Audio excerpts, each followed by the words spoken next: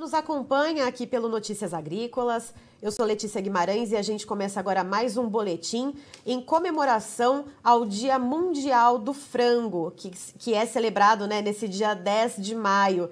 E quem está aqui com a gente hoje para bater um papo, para a gente discutir a importância da produção, da exportação do frango brasileiro e também do abastecimento aqui do mercado interno, é o Dilvo Grolli, presidente da Copavel, lá do Paraná, e o José Eduardo dos Santos, que é presidente executivo da Asgave, no Rio Grande do Sul. Sejam muito bem-vindos. Boa tarde. Obrigado pelo convite aí, Letícia. Eu é que agradeço a presença de vocês.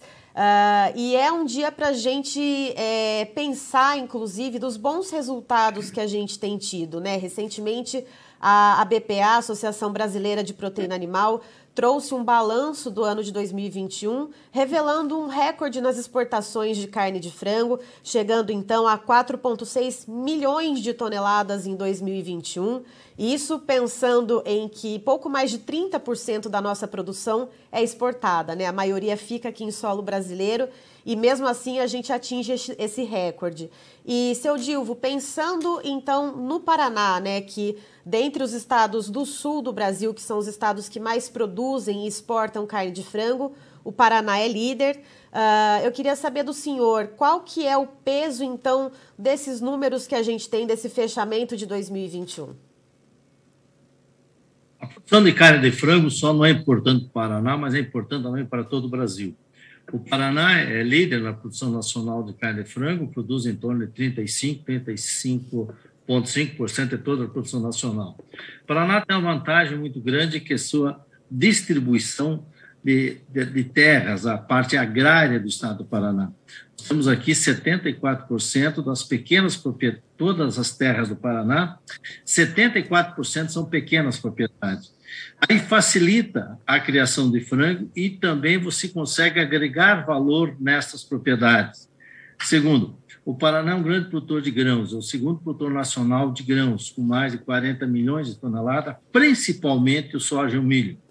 E também é um estado que tem em torno de 12 milhões de habitantes.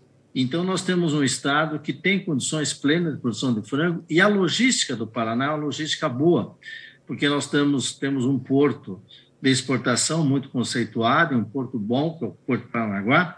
Então, o frango, se nós fôssemos produtores de grãos somente, chegaríamos hoje, venderíamos, por exemplo, uma tonelada de soja, hoje, por torno aí de $600 a tonelada, tá? Se vendêssemos uma tonelada de milho, seria um pouco mais de $330.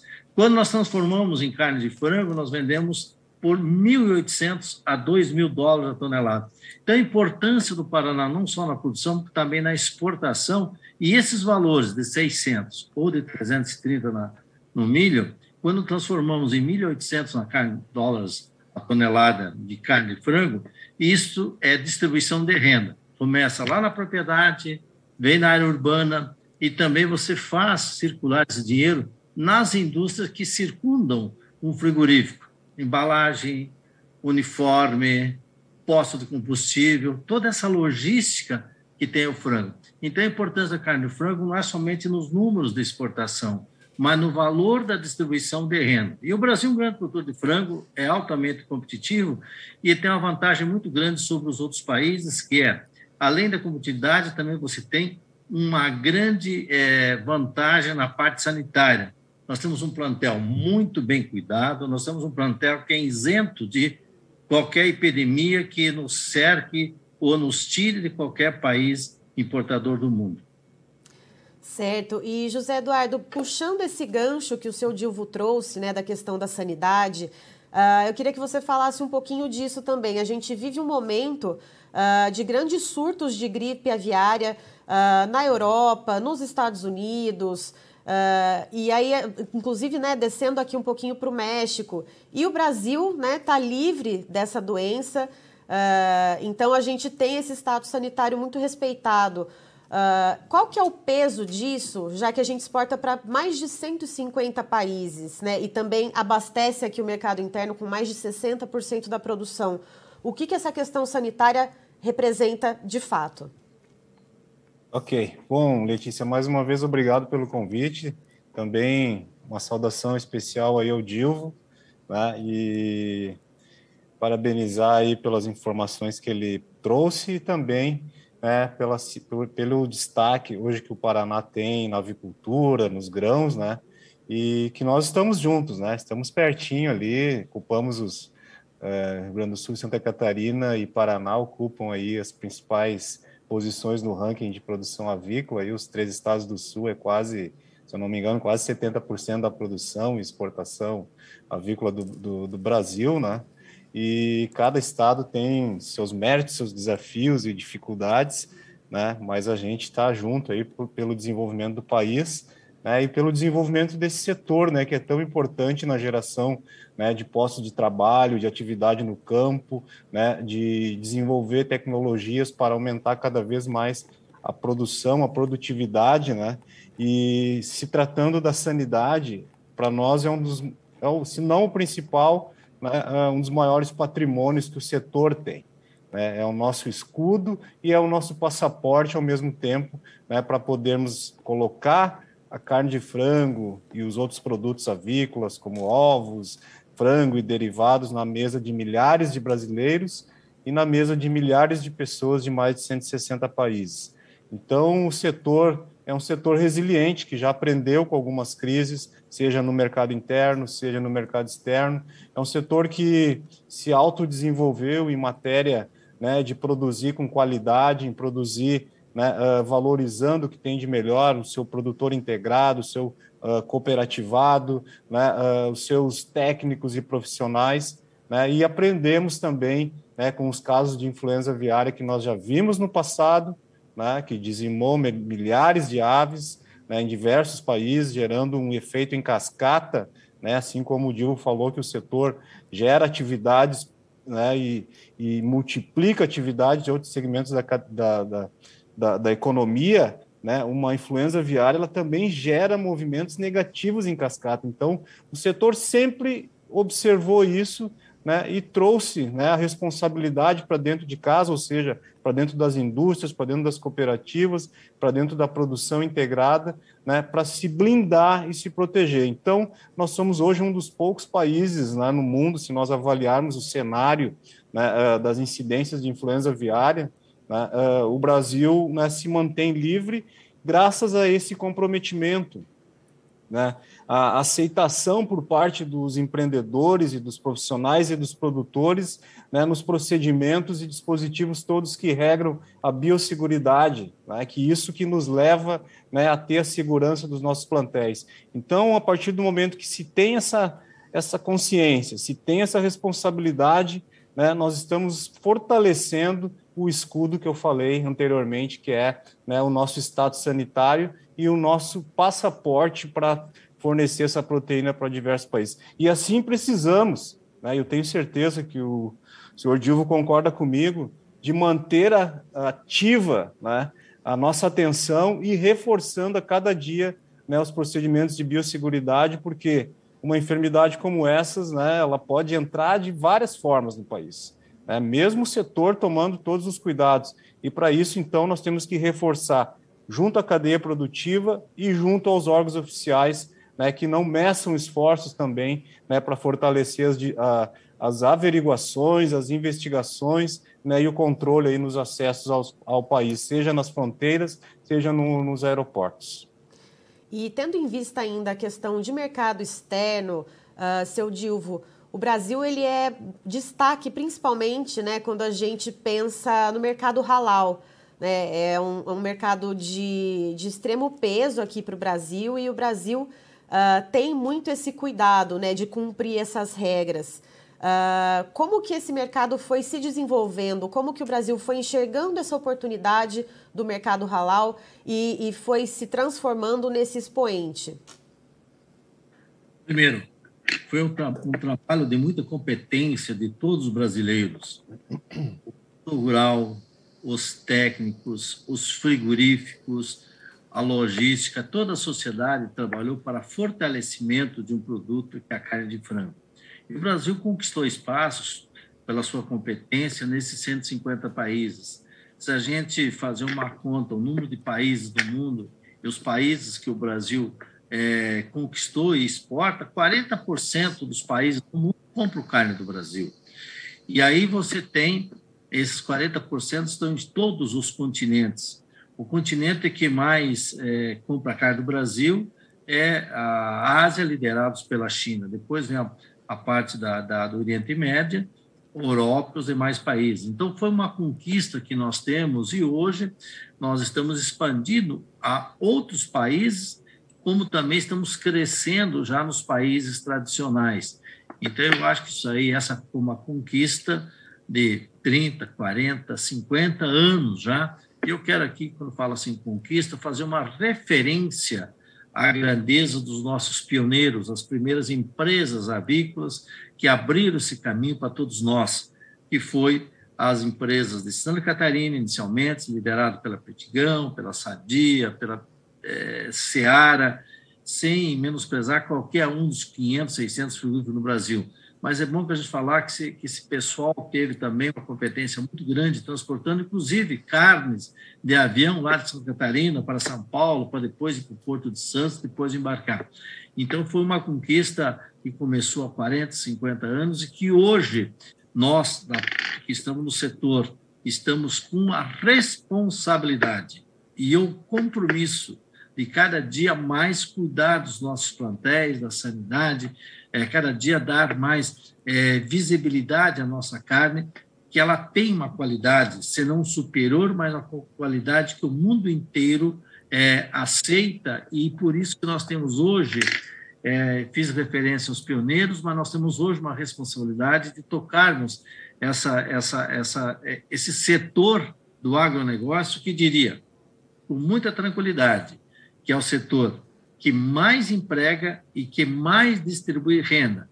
Vou dar um número do Paraná, são 20 mil aviários. Só na área rural você atende 80, 100 mil pessoas, e todas elas estão hoje tendo frango como alicerce das suas atividades, que é na base do pequeno produtor que tem até 50 hectares e que ele não iria sobreviver de grãos. E, José Eduardo, nesse sentido também, qual que é o peso da avicultura na economia do Rio Grande do Sul, né? A gente, a exemplo do que disse o seu Dilvo, né, dessa questão dos empregos, né, que muitas famílias se apoiam nessa renda vinda da avicultura, eu queria saber da economia gaúcha, então, esse peso, essa importância, então, da avicultura de corte. Bom, Letícia, também, né, o setor aqui, ele, na pauta de exportações do estado, ele está em segundo lugar, né, se eu não me engano, atrás apenas da soja ou do arroz, agora eu não me lembro, mas eu sei que ele está em segundo lugar. E em matéria de geração de atividades, né, empregos diretos, indiretos, hoje são em torno de 35 mil empregos diretos nas indústrias, né, e pelos fatores multiplicadores que nós temos aqui, que os nossos especialistas aí divulgam, né, o setor gera em torno de 530 mil atividades indiretas, que são aquelas atividades todas que estão interligadas ao nosso setor, né, vai desde a produção de grãos, plástico, nutrição, né, tecnologias, equipamentos, né, uma série de atividades que estão interligadas ao nosso setor, né, que acabam se movimentando, né, com toda essa pujança que tem a avicultura. Né, em matéria de exportações, hoje nós estamos aí na terceira posição do Brasil, exportamos em 2021 em torno de 730 mil toneladas, né, estamos vindo num processo de recuperação das exportações, que lá em 2017, né, nós exportávamos já em torno de 746 mil, e depois, né, com alguns problemas que tivemos aí, em matéria de embargos e tal, de alguns países, o setor teve que reduzir um pouco a exportação, mas agora estamos retomando aí os níveis, né, que nós exportávamos lá em 2017, 2018. Então, hoje o setor está ativo e principalmente gerando atividades em torno de 250 municípios no estado do Rio Grande do Sul, sendo a base de desenvolvimento, né, como ocorre no Paraná. Nessas cidades e municípios onde tem avicultura, o IDH é um dos maiores, né, constatado já pelos nossos economistas e outras instituições, né? E, acima de tudo, produzindo um alimento de acesso a toda a população, independente, né, das situações que nós estamos passando nos últimos anos, né, com custo elevado, né, custo de grãos, tivemos aqui, né, o agravante das estiagens, mas o setor sempre manteve o compromisso de produzir uma proteína em larga escala para atender a população do Brasil e dos 150, 160 países que nós comentamos anteriormente. Por que isso?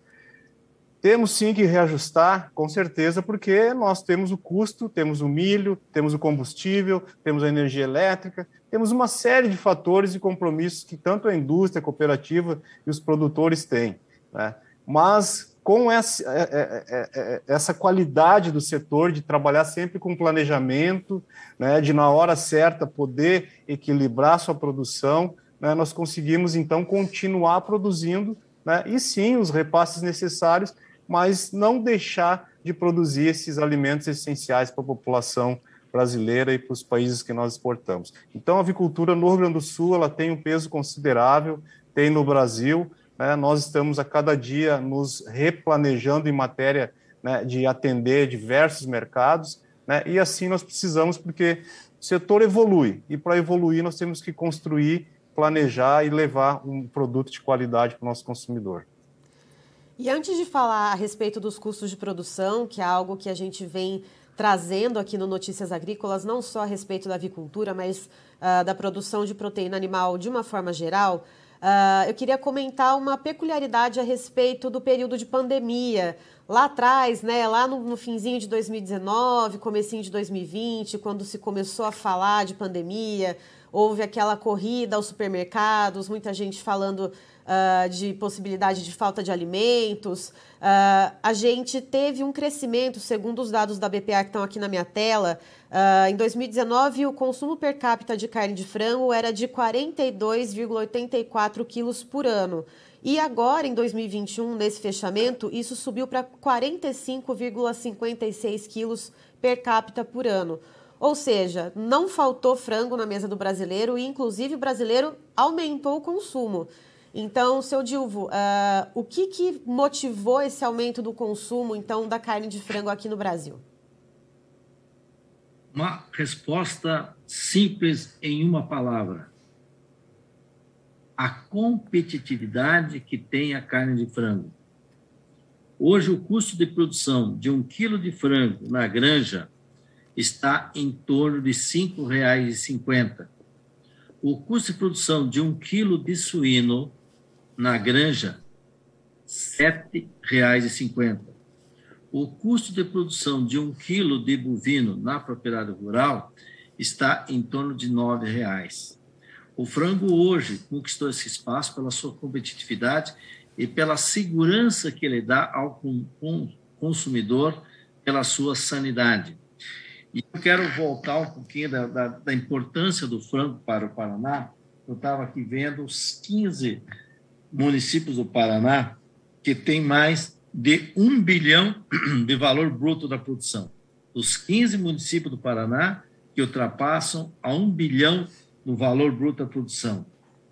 Pasmem, os senhores, 15 deles estão, esse valor bruto da produção, alicerçado na carne de frango. E o estado do Paraná movimenta na avicultura em torno de 50 bilhões de reais ao ano. Então, o que conquistou esse mercado? A palavra não é mágica, é o fruto de um trabalho, de um esforço, de uma liderança do setor, que é a competitividade da carne. É a carne mais barata que nós temos no mercado. E eu volto a reforçar, estamos hoje pagando uma conta, que é uma defasagem que nós temos entre o custo de produção. O meu companheiro da agricultura, o presidente da Associação Gaúcha, aí, foi muito feliz quando ele trouxe esse tema para a tela, o Zé Eduardo, que é o custo de produção hoje do frango, está mais alto do que o preço de mercado. E nós estamos aumentando o consumo. Mas é a carne mais competitiva e esta carne que está dando, felizmente, a oportunidade de colocar proteína animal em todas as mesas do Brasil, classe A, classe B, classe D e classe C. Nós estamos vendendo uma proteína de alto valor, está a nível de consumidor hoje, o custo de $1,80. $1,80. É mais barato do que uma garrafinha de água no exterior. $1,80. Então, esse crescimento do consumo é graças à competitividade que o frango tem. E em relação aos custos de produção, que foi uma pauta, né, foi um tema aí que o José Eduardo trouxe. José Eduardo, esse continua sendo o maior gargalo na produção de carne de frango? E quais são as perspectivas, né? A gente está aí às vésperas, né, da entrada do milho safrinha. O que se projeta, então, para os próximos meses? Bom, Letícia, antes de eu responder a tua pergunta, eu queria só acrescentar ali que o senhor Diogo comentou, né, dos segredos da avicultura, competitividade, sanidade, né, eu acrescentaria a versatilidade que fez a população, né, cozinhar em casa, né, Diogo, durante a pandemia, né. Alguns profissionais aí que se tornaram chefes de cozinha, né, nesse período todo, né, então pegaram os e-books ou os livros de receita, eu fui um deles, e começamos a preparar vários pratos de carne de frango em casa. Então eu acho que isso também, né, soma aí com essas qualidades e peculiaridades aí que o Dr. Dilma comentou. Mas enfim, Letícia, não, o custo nos acompanha, né, Dilma, como nos acompanha nos últimos anos, né, porque fator pandemia, o setor teve que se redirecionar, né, enfrentou algumas dificuldades no início de estoques, a população estava também, né, confusa, né, os nichos de mercado, consumidores fecharam, né, os potenciais consumidores, né, e depois houve essa disparada no preço do grão, né, que saiu do preço médio dos últimos 20 anos, subiu, né, consideravelmente e se mantém nos patamares elevados, né. Então, isso vem impactando, isso anda lado a lado com o setor. É uma nova realidade que nós temos que aprender a conviver, né? O produtor de grão precisa ter suas margens, precisa ter, né, cobrir os seus custos de produção, que também às vezes são baseados em câmbio, em dólar, né, uma série de fatores, e nós temos que aprender com essa realidade também e continuar, né, readequando o valor do nosso produto a essa nova realidade e, ao mesmo tempo, explicando para o consumidor, né, a necessidade dessa reposição e dessa mudança toda que vem acontecendo no mundo, né? Se nós produzimos um frango, né, há 3 anos atrás, né, com um valor X, mas o milho tinha um valor Y. Hoje o frango, né, também custa um valor diferenciado porque o milho subiu, a soja, o farelo de soja teve também, né, os seus reajustes e outros fatores que impactaram. Então, assim, o que eu vejo de perspectiva? Nós temos que trabalhar com essa realidade, mas principalmente buscarmos as alternativas que estão na mesa para mudarmos o futuro, né, da disponibilidade de grãos, né, e da competitividade no que se refere à logística e suprimentos. Por que eu digo isso? 2 fatores que a gente vem trabalhando muito agora, um que o Paraná está muito avançado, e eu tive a honra e o prazer de, há 3 semanas atrás, né, participar de uma reunião da Ferroeste no governo do Paraná, né, fui convidado pelos representantes, pelo secretário Ortigara, que é uma pessoa, né, muito proativa, com o secretário de Planejamento, com Fagundes, que coordena o GT lá das ferrovias, e o André da Ferroeste, junto com Santa Catarina, né, onde foi apresentado novamente o estudo, né, de viabilidade da Ferroeste, e também Santa Catarina entregou o seu estudo de viabilidade para o coordenador, né, justamente buscando efetivar essa alternativa das ferrovias e, de uma vez por todas, o Brasil entrar, né, no mesmo ritmo que muitos países desenvolvidos estão. Nós manifestamos, entregamos a nossa carta de intenção de também, né, fazer uma extensão dessa ferrovia Chapecó até Passo Fundo, né? Tivemos uma ótima receptividade do governo do Paraná, do governo de Santa Catarina, porque o fluxo comercial ele transita entre os 3 estados. E depois tem a logística de utilizar os portos, como o Dr. Dilma falou anteriormente, né? Então, essa é uma alternativa que nós estamos trabalhando. O Rio Grande do Sul chega um pouquinho atrasado nesse processo, mas, né, conseguimos agora, né, levar a nossa intenção, né, já estamos em fase de desenvolvimento, inclusive hoje tem um evento em Chapecó, né, que tem um representante nosso lá participando, né, em relação à ferrovia. Nós vamos trabalhar para estender, né, de Chapecó até Passo Fundo. E uma outra alternativa que a gente vem trabalhando muito, estamos retomando um projeto de 2 safras no Rio Grande do Sul, que antigamente, não sei se o doutor Divo se lembra, nós tínhamos 2 safras aqui, depois o Estado, não sei por que, acabou concentrando numa safra. Recentemente lançamos esse projeto, capitaneado aqui pela Farsul, a BPA, a nossa entidade e outras, né? E vamos começar a explorar, né, essa opção, essa alternativa, juntamente com as culturas de inverno. Então, assim, para mudar a história do déficit, para mudar a história da dificuldade, né, nós precisamos também apostar, né, de forma diferenciada, né, nessas alternativas que estão surgindo hoje, para nos tornarmos ainda mais competitivos, né, e com um custo, né, menor, diminuir o custo de transporte rodoviário através das ferrovias, né, e termos um leque de opções aí de grãos que podemos tanto atender o nosso setor, como exportar, né, mas também, né, não vivemos mais nesse sobe e desce de déficit e efeitos da estiagem. E, seu Dilvo, pegando o gancho, então, do que o José Eduardo disse, a gente já, então, reconhece, né, essa questão dos custos de produção com a alimentação, com a nutrição dos animais, mas, então, a logística seria também um gargalo atual e que precisa ser desenvolvido com uma certa rapidez para poder, então, dar mais fluidez e dar mais desenvolvimento à avicultura brasileira? Eu quero parabenizar o Zé Eduardo pela maneira clara com que ele pôs a importância da logística. Eu só vou voltar um pouquinho para dizer o seguinte: nos últimos 24 meses, o valor do milho subiu 108%. Nos últimos 24 meses, o valor da saca da soja subiu 97%. O preço médio do frango, fazendo uma composição, exportação e mercado interno, subiu entre 50% a 60%. Por isso que hoje nós temos uma defasagem entre o custo de produção e o valor de mercado de 10% a 15%, que temos que buscar esse equilíbrio. Foi aquilo que o Zé Eduardo colocou com muita propriedade. A questão da logística. Todo o transporte ferroviário representa 35% a menos de custo, quando comparado com o transporte rodoviário. E eu quero ir mais um pouco além, falar um pouco da história do nosso país. Venderam lá no governo Sarney, nos anos 80, uma tal de uma ferrovia norte-sul. Não existe. É ferrovia norte. Sul não existe.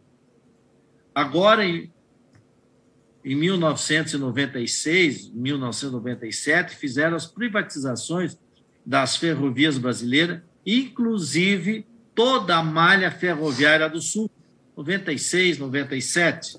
E agora vai vencer essa concessão em 2027.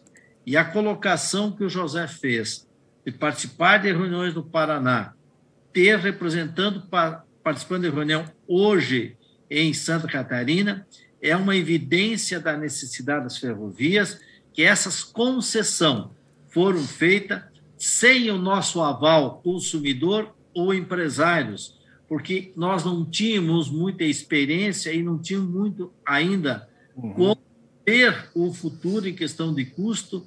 E aí, então, o que aconteceu em 96, 97, e vocês estão corretos, José, corretíssimos, Eduardo, que nós temos que participar e colocar a voz do produtor, a voz do empresário e a voz do consumidor para colocar uma malha eficiente de ferrovia no Sul.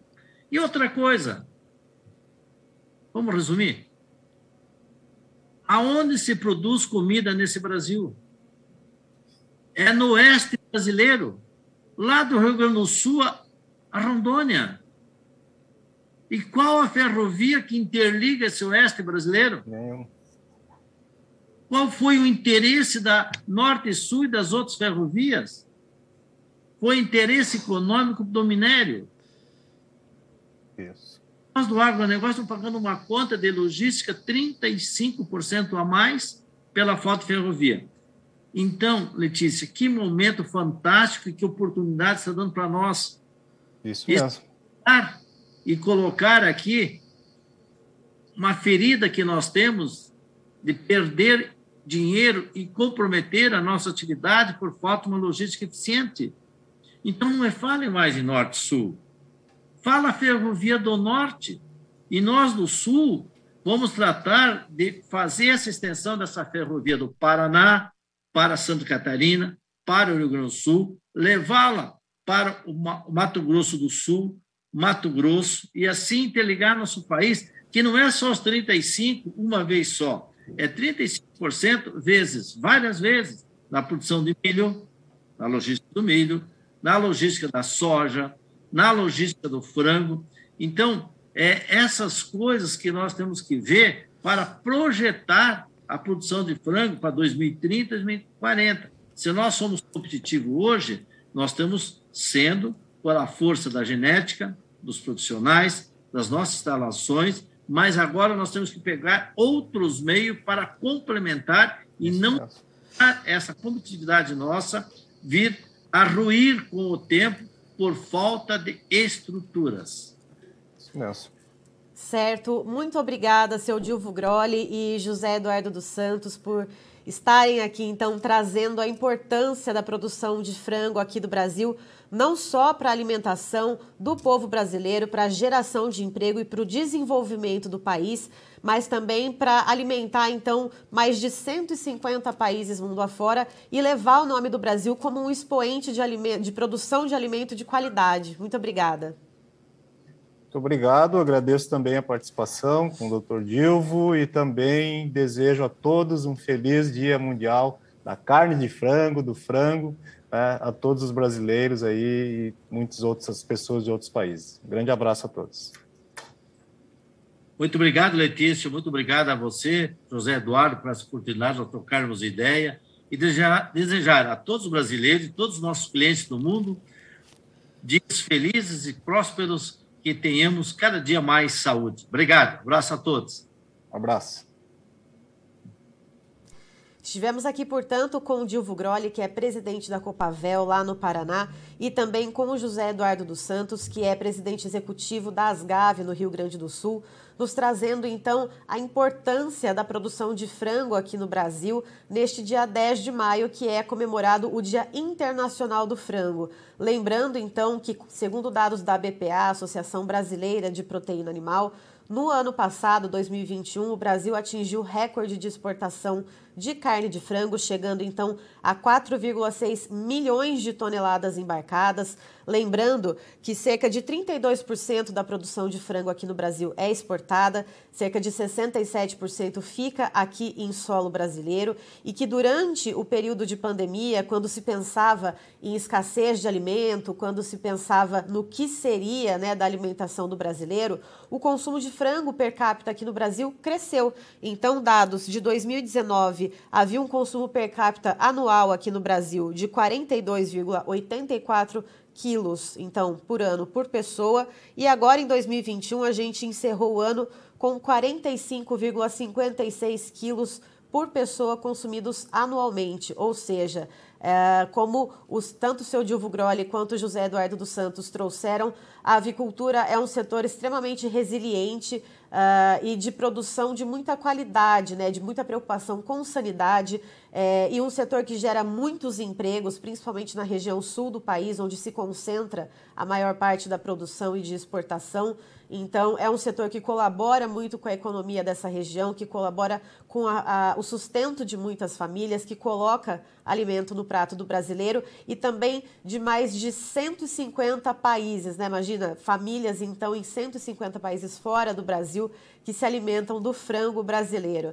Eu encerro por aqui. Queria deixar, então, os parabéns a todos os envolvidos na cadeia da avicultura brasileira, desde ali da produção até a industrialização. Vocês que fazem parte desse setor, parabéns por terem se mantido ao longo de todo esse tempo, mesmo com custos de produção em alta, seja com questão da alimentação dos animais ou questões logísticas. Parabéns a vocês que se mantiveram, então, na produção. Eu encerro por aqui, daqui a pouquinho tem mais informações para você. Notícias Agrícolas, 25 anos ao lado do produtor rural. Se inscreva em nossas mídias sociais. No Facebook, Notícias Agrícolas. No Instagram, @Notícias Agrícolas. E em nosso Twitter, @Norteagri. E para não perder nenhum vídeo, não se esqueça de nos acompanhar no YouTube e na Twitch, Notícias Agrícolas Oficial.